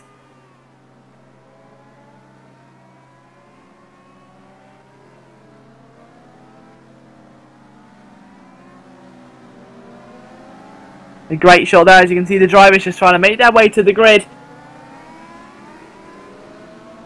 And it's a really interesting, just so you can see the vast amount of cars that are competing here today, well over 30, as they'll make their way to the start-finish line and on their grid spots. And into the pit lane there. There's a car presumably to start from the end of the pit lane, but just thinking as well, we saw Pedro Melim last time position his car at a very awkward angle to try and make the leap jump. It didn't quite work. See if anyone else tries it here today. I forgot how shot that good that shot really was. Exactly, so you can see the back end field just trying to get their cars lined up together.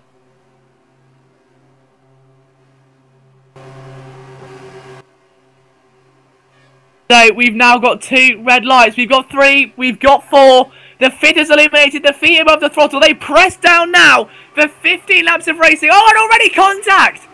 Oh my goodness me, Kirk gets pushed off to the very outside of the circuit. There's more now, I believe that could have been Warren. As he tries to push his car around the outside, the rest of the field swarm through turn 1. And there's a couple of cars who've taken some minor damage. We think the rest of them are okay as they push forward. It's Mebius who leads the field at the moment. He's done a very nice job so far. We'll see what he can produce as the now field come down this now downward slope. in towards the end of the first sector. A big move there from James Kirk. That was up the inside of Brandon Warren. And that goes one of the perhaps real blue cars it could have been. That Mebius leads the field at the moment. They can see Ollie Woods is down to 6th. Wow, and our pole sitter is already down to P6. He needs to try and get some momentum going. Kirk there just in front with him, I believe in P5, chasing Warren in 4th. Being challenged there by one of the Schroten cars. It's Hicken in 4th, who Kirk is chasing at the moment. Let's see what James can do then. The young Brit trying to go out the outside. Hicken goes defensive, leaving Kirk to do all the hard work. And he could not quite convert it into a manoeuvre at this early stage. He needs to try and keep his clear head though. Comes up the inside. He's played that beautifully. Hicken will need to try and get that car right round the outside of him. And put the nice little bell on the present and leave it for another time. But Kirk is somehow in front. He's made it stick. A great run there for James Kirk in his very, very exciting promise here for him today. And look at that massive swarm of cars. I'm sure it's going to be a bit of argy-bargy. I think there may have been as they come towards the end of lap number 1. And you can see them all just swapping positions, frantically trying to get into some sort of order.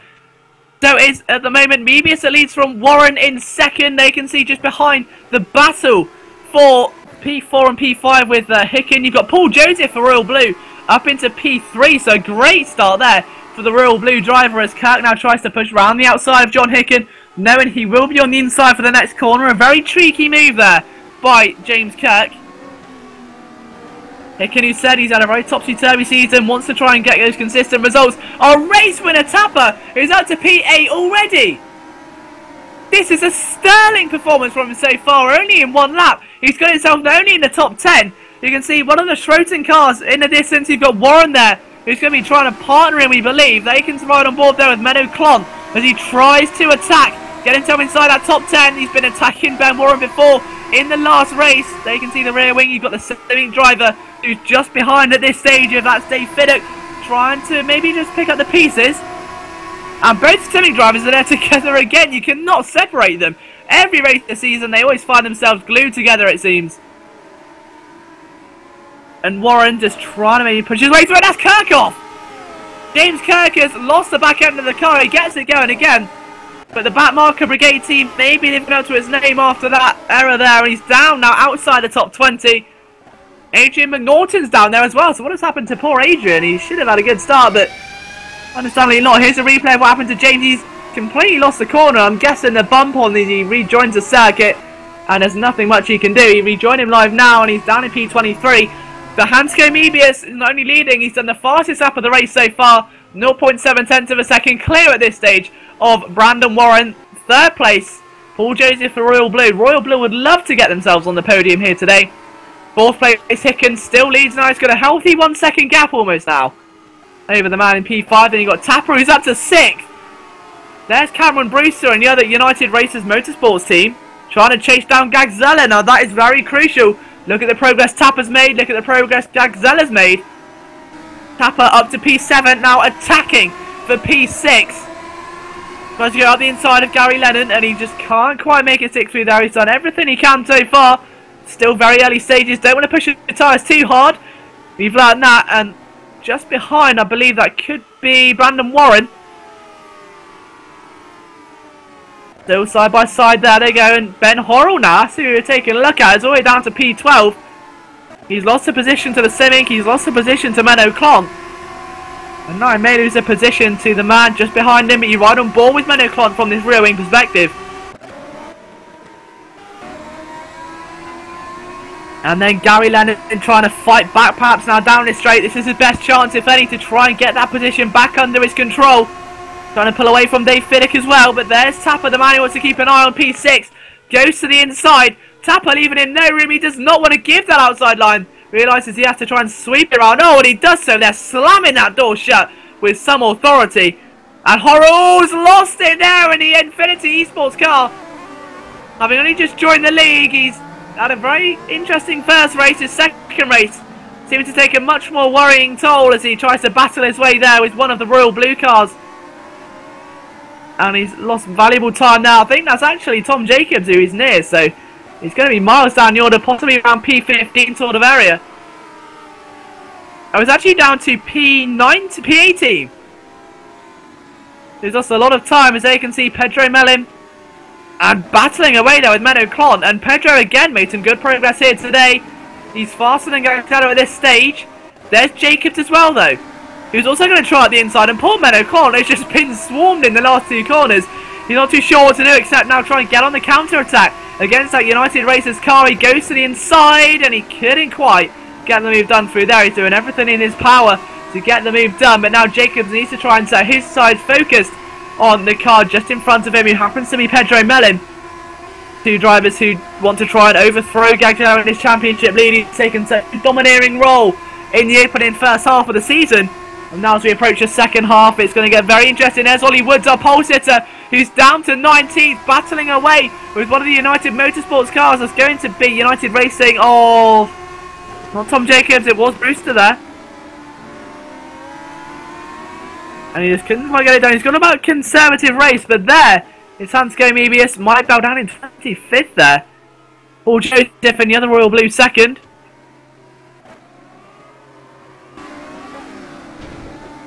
Right on board there with Brandon Warren, who's in P3 still as they navigate their way past some traffic there. He's still being challenged. They cross line. Tapper's up to second. No, my goodness me. He started way down the order, and now he's pushing his way right to the very top of the field. He was started in P19, now pushing his way through. I mean, oh, maybe it's a spun, that's how he's done it. Oh my goodness me, that's some major contact there. Poor Hansco Mebius. That's allowed Warren into the lead, so this is where it's all kicked off. There was another car off there, and that still provided some influence. There's Scott Cervic in P15. But already, so a lot of cars suffering some failures already and getting themselves on the wrong side of the racetrack. And do you think perhaps there is the drivers maybe we're taking a more attacking role in this race as opposed to the last? I think you do. I mean, if you didn't get a very good grid position either because of the reversal, then you've got to try and make up some points and you've got to do your best. So they know how to overtake here because they did it in race 1, so they're going to try and do them moves again in race 2 and maybe try some new ones. Indeed, now you can see cars all over the place. One of the Simming drivers there you can see just behind. That is Dave Fiddick in P4, and he's just overtaken a very nice move there as well on the other Schroeder Motorsports car as he tries to push on into P3. And wouldn't it be great here if we could see Tapper not just take 1 but 2 victories here today? There's no reason why he can't. However, now Leak is coming back at David Fiddick now. He wants none of that here today. He's going to assault him down the outside line as he goes into the final complex, and he's going to try that. And we're almost 3 wide there for P10. From one Simming to another, that is Ben Warren battling away with Jacobs, we believe, as well.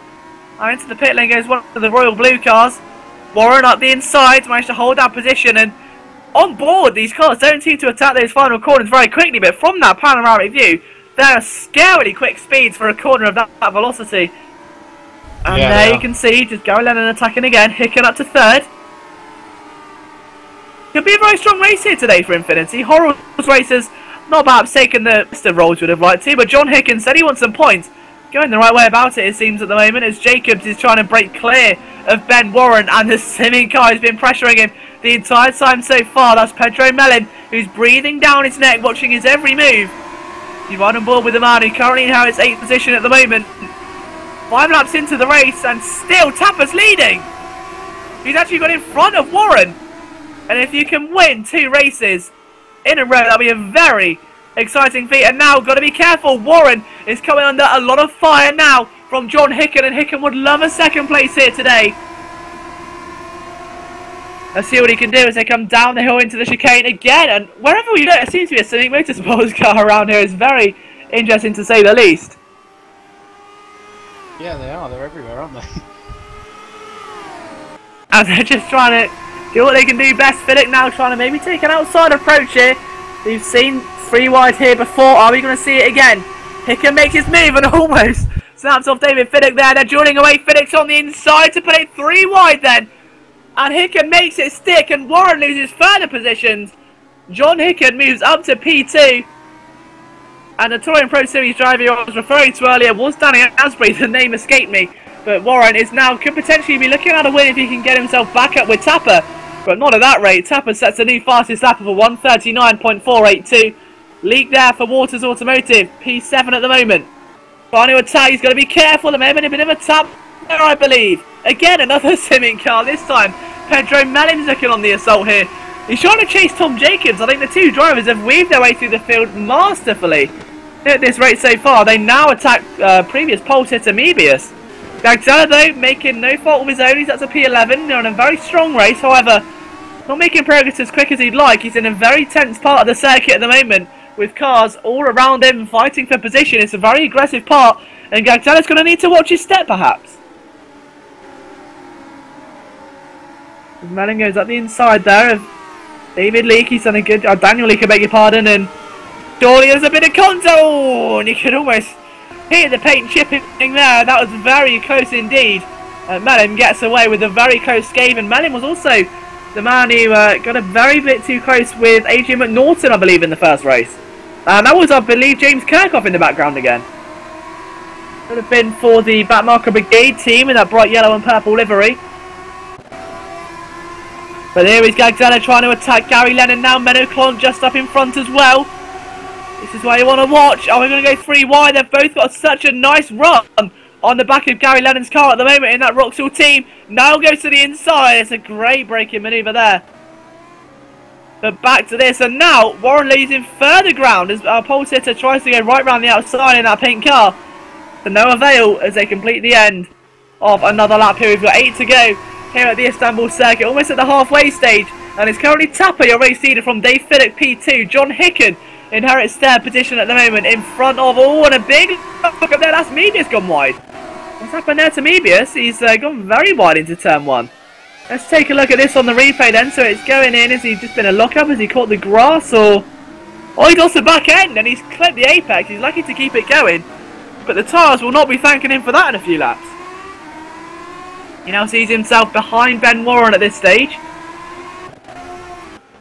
Back to John Hicken, who's actually keeping David Fiddick very close company in this semi-car at the moment.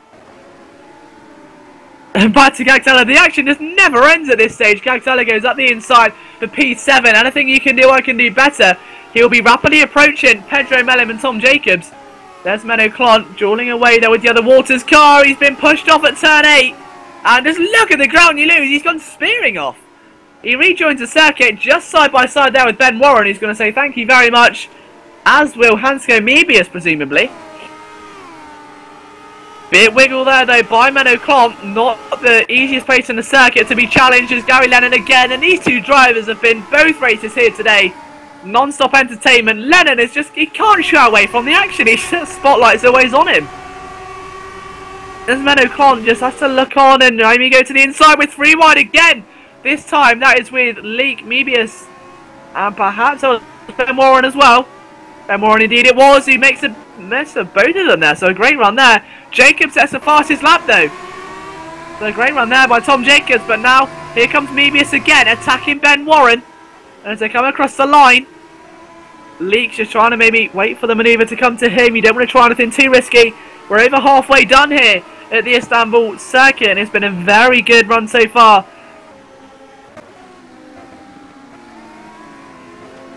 And they indeed as Jacobs in P3. He's overtaken Hicken. He's trying to come back up the inside. Almost to get his front wing swiped away there by the side of Jacobs' car. Gary Lennon still behind Menoclon at this stage. And Menno's very much impressed me here today. A great display of driving, attacking and defending in all areas. Kept his head clean. He hasn't made any silly errors. And he's been exciting to watch, as is Gary Lennon for that fact. The Scotsman has proved to be a very vital character in this early part of the race. Ben Warren sits in P10, 2 possible very good runs for him on the cards here today. As Lennon finally looks to try and get a run on Menoclon, but he's gone too wide and careful not to lose the back end. We've seen that many times before. Brandon Warren, I beg your pardon, trying to attack there for P5 of Pedro Mellin. But Mellin, who's been again on a very nice run so far, not perhaps as nice as Tapper. He started still a bit further behind in P19 and is now somehow in the lead of the race. I think Tapper could be sending a very much a warning signal to every other driver in this league that he's here and he's here to stay. And a 3 wide there into the corner. Very careful driving. As that's Emmanuel Gagzella trying to catch now. Pedro Mellin, he's almost hit him. He has hit him indeed. And he's pushing him along. And he's got to stop and let him go. And disastrous stuff there. The United Racers car comes back underneath. He does not, however, come back underneath. Let's just take a replay of this on board with your current championship leader. Up the inside, there's Brandon Warren now as well. He hits him once into the corner. He thinks he's got it, but he's gone way too deep. The steering wheel's dead straight, and he stops him there. And they're back live now, live feed, as the United Racers car likes to try and go round the outside. He's looked very, very nice here so far. Up the inside he goes, and he couldn't quite make it stick. Gagzella perhaps too smart for a move like that at this stage, and Gagzella's looking immediately more aggressive. We're running out of laps here, and he very much knows that. We've only got 6 to go. Now there's a car on there. What's that leak?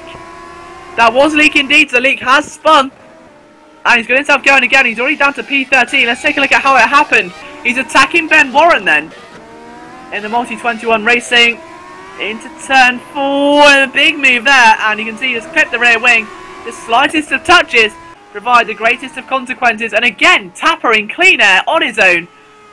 Sandergarden Racing, and he's just never looked back. He's only 4 seconds clear of Dave Fiddick though, as we come towards the closing third of this race, but even so, a very, very good run for him thus far. This time Lennon now on the defensive as Menocron comes back at Gary Lennon. If there's an award for Battle of the Season, this has to be a contender. 2 races and they're still going strong. Menocron round the outside this time. Oh, and he does that with absolute perfection in his eyes. He knew that he was 110% committed, he was never going to go wrong. And in turn that's earned him the position provisionally back from the Rockshall Racing driver. 5 laps to go, we're on lap 10 out of 15 and Tapper leads. This is why we love this track though, it just encourages battling all the way down throughout the field every lap, you know. No one that's far apart really. Exactly, and I think it's very much a driver's circuit, and the fact that these drivers are in such a great race out there, and it's respectful as well. I mean, Lennon and Clont have been going at it for quite some time, as you've already seen. It's been breathtaking stuff, but it's just so much etiquette between them. You know, they're not going wheel to wheel and slamming into each other. They're leaving plenty of room. They're, you know, allowing each other to recuperate for their mistakes. If there's a slightest bit of contact, they'll let the other retake the position, and that's what makes this league so special. It is. It's nice to see fair racing every once in a while, and we really are seeing it with these Formula Challenge guys this year. And they're definitely going to be a hot topic in a few years to come, I can imagine. A few drivers have already inquired about signing up. We've already seen a few new names this season. I'm sure there'll be plenty more to come, but this is the man who's leading the car, almost like the poster boy for the series at the moment. Until this race, he's been very dominant. We've seen Pedro Melempama beaten a couple of times. We've seen also Pedro Melempama beat him today, in fact. But the question is, can Gagzella get one back in him during race 2? Melin needs him to finish behind, he knows that, and now they're trying to push as much as they can. On board with Gagzella though, he's trying to go up the inside. He's effectively bomb drafting him as they come onto the straight. You don't want to be doing that too much, but look at the advantage they're getting. Ben Warren has just been very much swarmed into that final couple of corners. Gagzella's forced his way up the inside. He's gone too deep, and surely that was almost a mirror there. And that rear right of Pedro Melin looked up. Gagzella pushes his car in a very aggressive state, and that was inevitable. That was a rookie error, and Melin's been caught as well. And a rookie error from an experienced driver, not something we see Gagzella do often. But as they come down the straight, there you can see just the effect. It's always more contact there! More contact, and that we believe could have been Bruce has escaped it. As Saba's back in the lead, Fiddick's in second, but all of a sudden these drivers have come alive with adrenaline, they're risking everything. And Gagzella's gone out suspension. So Gagzella is out of the race, so meaning if Melon can just try and nurse that car home, then he could well be getting some big points, which he needs at this stage in the championship. You just take a look to the championship standings at the moment. It's clear to see just how much of a reign that Emmanuel Gagzella has. He's got 151 points back to R09, and Melon sits 7th, 188 back, so he needs a result like this. He's beat him in race 1. He's got a big chance now to beat him in race 2. Only time will tell if he can make it or no, though. 4 laps remaining. Gary Lennon still, though, has his work cut out for him, as now there's another car between himself and Menno Clont, and that car belongs to Brandon Warren. Brandon Warren again, he's driven a fair race here today. Up the inside he goes to see what he can do then. Very established racer indeed. He's going to go up the inside. It's a very close call, and again, Menno leaving plenty of room. Jenkins sets the fastest lap. They're only 5 seconds adrift from Tapper. 3 laps to go, 5 seconds. Jacobs and Fiddick. Is this possible? Can they get 5 seconds in 3 laps? I mean, at the rate they're lapping, they'll need to be getting at least half a second for every sector they're doing, it seems. Yeah, I don't think they're going to be able to do that. They might get close to him if Gary makes a mistake or gets traffic. They might get a lot closer, but I'm not sure they can do it on raw pace.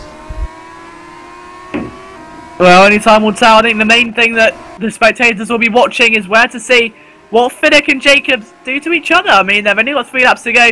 Jacobs getting dangerously close as they push their way through traffic.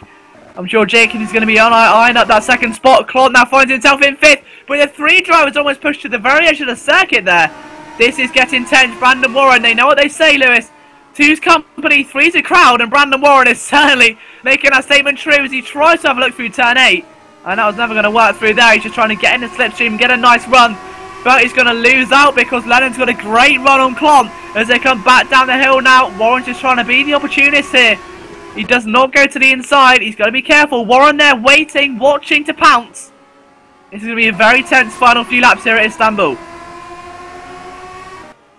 Yeah, they really are. They're battling well, and it's nice to see Brandon doing a good job. He's been having some problems in the week with the testing of the car, but it looks like he's finally on top of that. As Lennon is now under attack from Clont, I believe. He's got to the inside and look at Clont trying to come back at him. Oh, and again, no contact. Well, these 2 drivers have been racing the fairest but hardest I've seen in quite some time. It's been spectacular to see Brandon Warren following them very closely as well. Ben Warren not too far adrift. We could have 2 Warrens dueling away very shortly. 2 laps to go, 6 seconds of gap now between Tapper and Jacobs, so the gap has increased. But Clont's gone up the inside of turn 1. It's a very risky endeavour, and it doesn't quite pay off. Jacobs has just enough room, barely anything left between the 2 cars. I wonder what will be left with them when they cross the start-finish line. I'm sure they'll be mentally and physically drained. They've left it all out on the tarmac here this afternoon. Dave Fiddick sits P3, attacking Tom Jacobs at the moment. This is a battle that could prove to be the most dividend when it comes to the constructors' standings. Both of the swimming cars, we said, very, very positive finishes this season. Melin currently in P9 despite the shunt. He was actually catching the 2 Warrens. He's around, I'd say, 4 seconds adrift at the moment. Yeah, so unless there's an error, he won't catch them.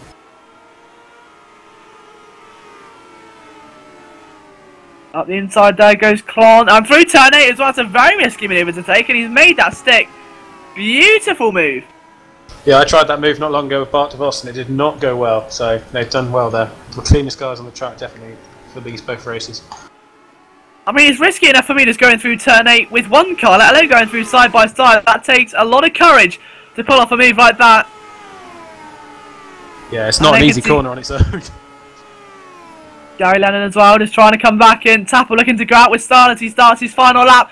But here comes Menno Clont. I'm sure this is going to get down to the wire, up the inside again, into that final couple of corners. This time though, Lennon holds on. He retains the inside line. Great defending there from Lennon. Clont tries to pull alongside, but he's careful not to lose a lot of traction down the main straight. Clont tried to move here last time round. Will he try it again? Looks to the outside, ducks back underneath. And it's a big, big lunge from him, and he should be able to make it stick. Lennon's edged wide, and he's done it again. Anything you can do, I can do better. These drivers are just leaving it all out on the racetrack here today. It's a good thing we haven't got any dogs on the track. That might have ruined the action, but they've been doing really well, and it's been a very enjoyable race to watch with you. Oh, it's been an absolute honour to commentate so far, and it's only going to get better on the final lap, I think, with Fiddick's only just a 0.5 of a second away that sector from Tom Jacobs at this stage, and they're 6.4 away from our race leader. Hicken in a very positive P4 there for him. We'll be delighted with that in the Infinity Esports team. You've got Clont now, who's got himself a bit of leeway now between Lennon, but look at the train that Warren has behind him now. And that is going to be a short move there. No, he's gone wide, and Warren's going to cut underneath. And Petro Menem has gone ridiculously wide. He'll cut back, and now Ben Warren, I beg your pardon, will try and fight Brandon Warren. This is going to get interesting into the final few corners or so. But our race leader, Darryl Tapper, has done such an impressive job here today. He rounds the final corner now. He started 19th. He takes a win. 2 wins from 2 races. What a dog. I mean, look at this. So he's had to come back to the celebrations. Oh my goodness me, all hell has broken loose. Warren and Warren go side by side. Ben on the inside now. They've got a bit of carnage out as the United Motorsports is there. Melim's gone a bit wide. But it looks like Warren may have just sealed it. Jacobs just in front will take the position. Then for P2, then for P3, look at that. That is going to be a very, very insightful battle. But there you can see the standings on your screen. A great win there for Dapper. An absolutely perfect job. You could not ask for a better job if you tried. 2 race wins. Something which only a few drivers can say they've done here in this series. In fact, very few drivers.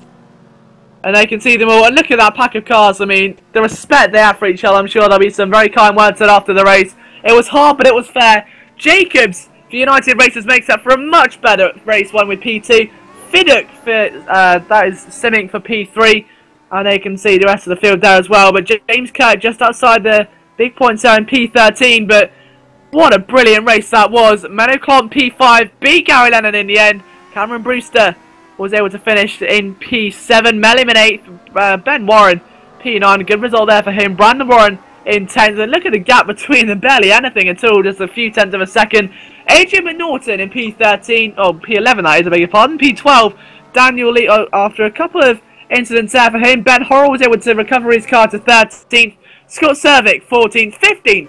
James Kirk, again after a couple of incidents, will be happy with that one, evidently, as he donuts on the circuit. 16th was Riku Sarpia, and they round out the major points there. And Scott Cervic happy with points in P14, but, I mean, let's just talk about Tapper for a minute. He said after qualifying he was still shaking at that lap. God knows how he must have been feeling after race 1. How is he going to be feeling after race 2? That is an incredibly impressive drive. I mean, he's definitely going to be moving up through the career ladder very quickly, but that was incredible. To come back, I mean, this is not the easiest grid to pass. It's been demonstrated today by how many close battles we've had, but he's done an awesome job there to get back from 19th to 1st for both races. I mean, that's really impressive. He should be very proud of himself. I mean, is there really any other realistic candidate for driver of the day today? I mean, I suppose you could put Klomp and Gary Lennon and all that in there, but I mean, on pace alone, and I mean, obviously Daytava had to make some overtakes to get back on race 2, which we didn't obviously see all of them, but yeah, he's definitely the driver of the day, but it was a very close one out there. There's a couple of people who deserved it. Yeah, a few drivers out there, definitely impressive. And I think the respect between Lennon and Klomp, 2 races, 30 laps of pure out-and-out racing, and it led to one of the most exciting finishes in recent memory, and just tapping on it, he's going to raise a couple of eyebrows with that result and definitely catch a few of the team's eyes in perhaps the Super Cup or the Super League, and maybe for the future, who knows what's destined for this young man. But what is destined for him will be a night of celebration, I think, as he comes to the end of that race. So we'll try and grab a couple of interviews with you from a few drivers, so we'll wait for them to come out of the race. We believe we've got John Hicken at the moment. Oh, Mr. Hicken. Okay, so John Hicken, first of all, congratulations on a very impressive P4 there for you, and surely that race went a lot better for you than your first one. Much better. That's exactly what I was telling you about. A much better drive for me. I'm very satisfied with that. I think I was up to P2 at one point. Dave Fiddick, always there when I'm doing well. Always ride up my chuff. Very nice race. I really enjoyed that. It was quite. It was. Sorry, carry on. I'm going to tell you, never find yourself short of the spotlight either. Also giving you a chance to showcase your attacking and defensive kills. And just how interesting was that for you? I mean, you were right in the thick of the action the entire time, battling for high points. You got yourself in P4. It's a great result for the team and for you as well. But just, does this match what you achieved earlier in the season, do you think? I think so, yeah. It's definitely up there with Monaco. I would have much preferred a podium, but was it Thomas? Can't remember his name now. He came up there, came out of nowhere really, but very chuffed for that. No, very nice result, very nice race as well. Very pleased. And looking forward, obviously, to the next race where Infinity will be looking to maybe try and pick up some even more points. Will be Silverstone, so your home Grand Prix. You and Ben, both British drivers. What's the kind of feeling like now after you've achieved this big result in the team? Feels good. I might not be able to make Silverstone because I'm moving else that week, but hopefully I can make it because I really like Silverstone, and it's just a really nice track for me to drive, and obviously home Grand Prix and all that rubbish. But if I can make it, I'm looking forward to it basically, and we'll see what happens. Okay, well, a massive thanks for joining us, John. We'll let you go and celebrate, and we'll see you in 2 weeks at Silverstone. See you. Okay, so who else are we joined by in the paddock? So we've currently, I believe, joined by Simic driver Pedro Melham. So Pedro, are you with us? Yeah. So first of all, Pedro, congratulations on the 8th place you achieved last race. The team again looking pretty consistent, but could you have hoped for more this weekend? Well, first race was quite good. I had second place. Thought the car bogged down in the start. The gears were too long, but I fixed it for the second race. It went well the start. I overtook some people, but there was some perhaps bad moves from someone. And well, 8th is still good, but could be better. And just talk us through the incident with Gagzella as well, because I mean, you guys have been battling furiously throughout all sessions this weekend in terms of pace and that kind of thing. When you finally met out on the circuit during the second race, just what exactly happened out there? Well, he obviously was trying to get as many places as he could because he didn't win the first race.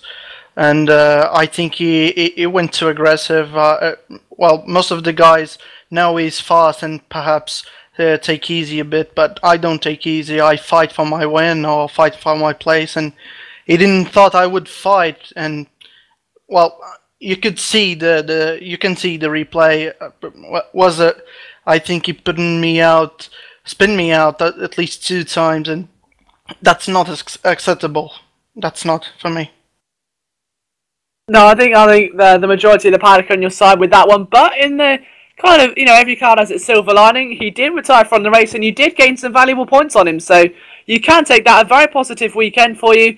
Moving forward to Silverstone as well, Semming going to be looking in a very strong position to perhaps take some more points away from Storm. And just what are the motivations there for you to perhaps get a win? Yeah, Silverstone is a nice place. I haven't raced there for about 2 years or something. I enjoyed the circuit. I think we got a real chance of winning. Fiddick is really strong in this couple of last races. I think we can get good points for the team, and also I think get more points in individual, so we can take the championship with us to home. Okay, well, massive thank you for joining us, then, Pedro. It's been a pleasure, and we will see you in 2 weeks at Silverstone. Thank you. And Lewis, I believe you found Mr. Ollie Woods. Ollie. What? Go on then, this Woods curse. I mentioned it before we started the race. What happened? Well, where do I start? I thought my start in the first race was horrendous because I got bogged down on the gear, so I thought I'll change the gear up, down a couple of clicks and see how that goes. It worked fine in the pit lane. Go off and start the race, and as soon as I put my foot down, it just had a nice little tank slapper. So yeah, I was stuffed from the outset really. Spent the whole first lap trying not to get attacked too hard. Everyone just seemed to be dive bombing because I think they must know how slow I am really. And then yeah, it was just a kind of attrition till the end, and then at the end it went pants up again really. Yeah, I mean, at least you still got a top 20 finish. So it's not all bad news, but I mean, you did well to get 90 in that first race. That's still quite a good result. Yeah, 19th in the first race, can't complain with that. I think I did a really good job there. I was just so gutted in the second one because I had James Kirk and I think it was Paul Joseph had a little fight in front of me. I thought I could probably get them both if they make a mistake, and then I would have had points, which, let's face it, I've never had points before. Probably want points at some point. Yeah, James locked it up. Paul, I think, had similar issues, and I broke to my normal point perfectly and clonked into Paul, and I just served myself a drive-through because I knew there's no point in trying to do anything else. And bye-bye points, yeah. I don't think I would have got points in the end, but it was nice to at least have a hope of getting there. It's the first time and last time for everything, you know. Well, it's a terrible shame, but I mean, you know, if you've disciplined yourself there, it's quite a good side, and hopefully you'll have better luck at Silverstone for our next race. Well, here's hoping. Thank you very much. Thank you. I believe you're now with Brandon. I have Brandon Warren, a man who couldn't really shy away from the spotlight here today. Great result for you in race 2. Just talk us through the amount of emotion it must have been in that race. It was quite a tense time for you out there today. No emotions. It's not, you know, for me and my history and what I've done in regards to my other jobs and stuff, I don't really have much. I don't really crack under the pressure. You can't crack this guy. It's just, you know, it can't be done. But having said that, I was yelling for some people to be quiet on the team speak and to, you know, use some choice words with them. So, yeah, no, it was good. It was good. I just wanted to get to the end of the race, making sure I didn't hit anybody in the process, but I think I was a little bit too lenient. Do you think perhaps you could maybe improve that for the future, or have you learned anything from this weekend? Oh, we're coming on strong, man. The team that was created using the Google generator, random team generator, is we're coming up strong. But unfortunately, my teammate wasn't here today. He's already won a race, and now I'm starting to score in the points. I'm starting to find get my feet under me again. I'm starting to put some solid work into it, and I think from every race here on out, we could expect me to improve and expect the team to improve. So. Yeah, I hope I'll be in the top 10 from now on. Maybe I'll get a podium in there at some point. I have that much confidence in me. Maybe not the next race, but in the races ahead. And I have to give a shout out to my brother from another mother, Ben Warren. I ended up passing him the last race in Korea, and this mofo got me right in the last corner, right at the end there. That was pretty sly. It was a really good pass on his part. So just a little shout out to him. I'm sure it must be confusing for you guys. Okay, well, thanks for joining us, Brandon. We'll see you at Silverstone in a couple of weeks. We believe that Lewis once again has found Optimum driver Scott Cervic. Yeah, Scott, talk us through your races today then. Race 1 was quite frustrating for me. I got a really good start. I've had quite a short first gear, so I could get quite a good launch. And I did get, I think I got up like 7 places at the start, and then after turn 1 I just got hit, spun, and it kind of ruined my first. My first race was ruined by the start, but race 2 was a lot more positive for me. Unfortunately, Wopke couldn't score in the second race, but I feel 14th is the best I could have done if I hadn't had my tyre issues. I almost got a puncture at the end there, so but overall I am quite happy with getting 2 points this event, and I hope I can do a bit better at Silverstone. You talked about tyre wear there. It seemed a lot of people were having the issue with the tyre wear on the right front, I believe it was. Were you managing it throughout the race, or did you just go for it and hope it was going to be alright? I was conserving tyres all the way. I was so scared if I locked or if I made a mistake, because I knew that was going to just kill the tyres completely. I was really careful, but I did manage to push it sometimes, especially at the start. But I was a bit frustrated with the fact that the front right was constantly overheating, was way up in the hundreds all the time. So. That ended up costing me quite a lot of performance overall. Well, at least you did manage to get some points today, though, Scott. So hopefully you'll have a better run at Silverstone with your teammate, like you say. So I wish you all the best of luck. Thanks. Okay, Liam?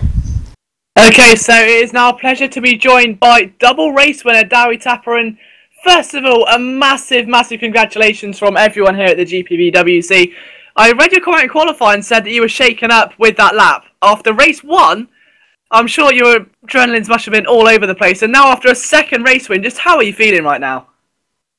Well, shaking, obviously. Well, but yeah, race 1 was, well, I had a bit of a lead, like 2-3 seconds up the front, and then, like somewhere 3 laps to go, Garcella dropped off, and, well, that was pretty much it. I mean, I could manage the tires, surprisingly enough. The right front really gets a beating around this one, especially turn 8. But, yeah, well, there's nothing much to say here. I'm a bit speechless, actually. I mean, do you think you can maybe achieve another double victory, or at least a victory at Silverstone? Well, I'm not going to speak too soon. I mean, it's all just wait and see, and we'll, just take it as it comes. Okay, well, again, another massive thank you for joining us here, and congratulations on your jubilant victory here today, and we'll talk to you at Silverstone. You surely will.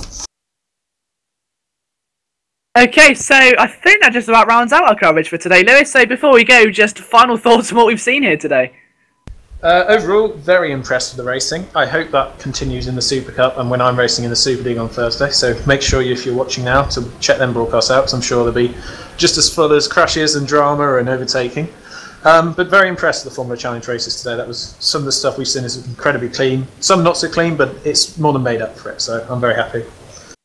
Yeah, I really can't wait for the next two broadcasts in Super Cup and Super League to just see how those cars tackle the Istanbul circuit. You can catch all that live on the GPVWC website or here live on simrace.tv. So from myself, Liam Jenkins, and my co-commentator and excellent cameraman, Lewis Redshaw, thank you so much for watching here today at Istanbul, and we will see you in 2 weeks' time at the home of British racing at Silverstone. But goodbye for now.